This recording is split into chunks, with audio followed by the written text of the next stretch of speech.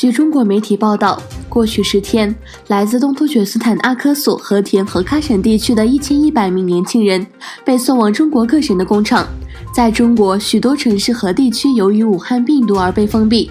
人们被禁止外游。在这种情况下，派遣维吾尔人前往病毒的地区工作，已经引起了国际社会的关注。中国声称为维吾尔人提供了职业培训，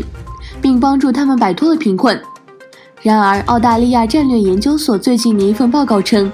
中国正迫使数百万维吾尔族人在东突厥斯坦境内外的工厂内从事强迫劳动，其中包括许多世界知名品牌的材料供应商。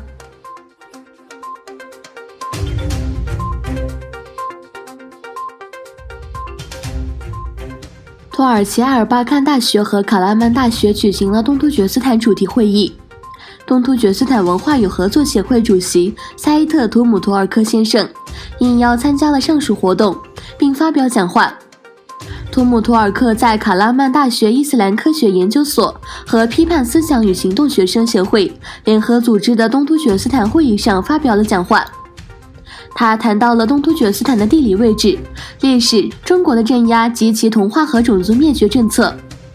图姆图尔克在埃尔巴看大学社会科学研究所举行的东突厥斯坦和中国压迫为题的会议上发表讲话时说，这些暴行正在21世纪以及所谓现代文化存在的地区进行，我们甚至无法通过电话与父母交谈。有人可能会问我，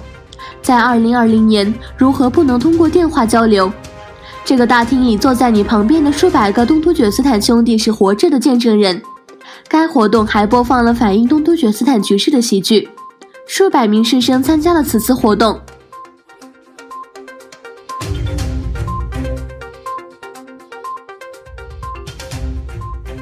随全球各地新型冠状肺炎病例累计破10万例，世界卫生组织呼吁所有国家将截止病毒列为最优先事项，减缓流行储能挽救生命，也为准备和研究开发赢得时间。世界卫生组织总干事谭德赛对一些国家仍然不够重视2019冠状病毒疫情表示担忧。他强调，这种病毒的致命程度不仅取决于病毒本身，同时取决于我们对它的应对方式。谭德赛说，我们担心某些国家可能对此不够重视，或者已经决定他们对此无能为力。我们感到关切的是，在一些国家中，政治承诺的水平和展现这种承诺的行动与我们所有人面临的威胁水平不符。过去24小时内，47个国家和地区报告了2736例2019冠状病毒病例。截至目前，全球共有98023个病例，死亡3380例。世界卫生组织总干事谭德赛在日内瓦表示，病例数即将突破10万。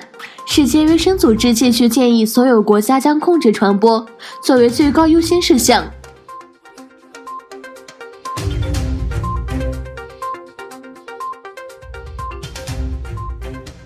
随着武汉病毒在全世界内迅速传播，多个国家和地区宣布学校停课。美国宾夕法尼亚州巴克斯县的5所学校被停课，关于这5所学校何时开始尚未发布任何信息。在美国总共报告了267例感染，其中14例死于该病毒。在欧洲，意大利是疫情情况最严重的国家。意大利政府发布的最新数据显示，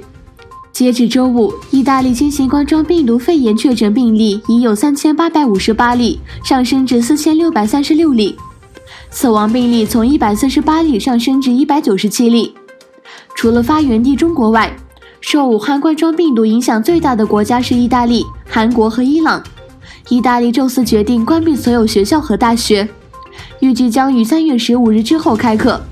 据报道，在伊朗，外交部长的顾问、现年67岁的侯赛因·谢赫·伊斯兰也于周四死于武汉病毒。伊朗的所有学校和大学都已放假，同时集体文化和体育活动被推迟，工作时间缩短。